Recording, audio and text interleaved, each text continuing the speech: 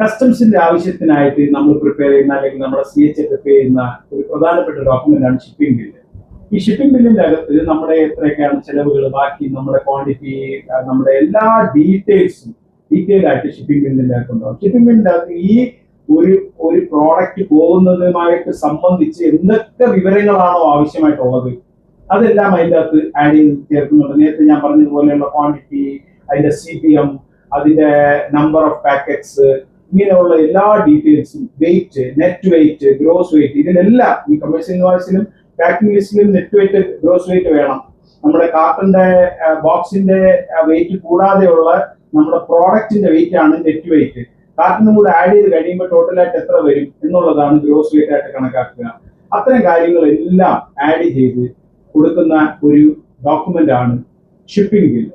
ഈ shipping bill പ്രധാനമായിട്ടും കസ്റ്റംസിന് നമ്മുടെ ക്രോസ് ചെക്ക് ചെയ്യാനുള്ള സാധനങ്ങൾ ക്ലിയർ ചെയ്യാനുള്ള, കസ്റ്റംസ് ക്ലിയറൻസിന് വേണ്ടി കസ്റ്റംസിന് സീൽ ചെയ്യാൻ വേണ്ടിയിട്ടുള്ള ഒരു പ്രധാനമായിട്ടുള്ള ഒരു കണ്ടെയ്നർ സീൽ ചെയ്യുന്നതിന് വേണ്ടിയിട്ടുള്ള ഒരു ഡോക്യുമെന്റ് ആണ്. അതുകൊണ്ട് തന്നെ അതിൻ്റെ അകത്ത് നമ്മൾ മാക്സിമം എന്തൊക്കെ ഇതിനെ കുറിച്ചുള്ള ഡീറ്റെയിൽസ് മുഴുവൻ ആഡ് ചെയ്തിട്ടുണ്ടാകും. വളരെ ഡീറ്റെയിൽഡ് ആയിട്ടുള്ള നമ്മുടെ ഒരു ജാതകം എന്നൊക്കെ പറയുന്നത് പോലെ ഈ പ്രോഡക്റ്റിന്റെ കണ്ടെയ്നറിന്റെ ജാതകമാണ് ഈ ഷിപ്പിംഗ് ബില്ല്.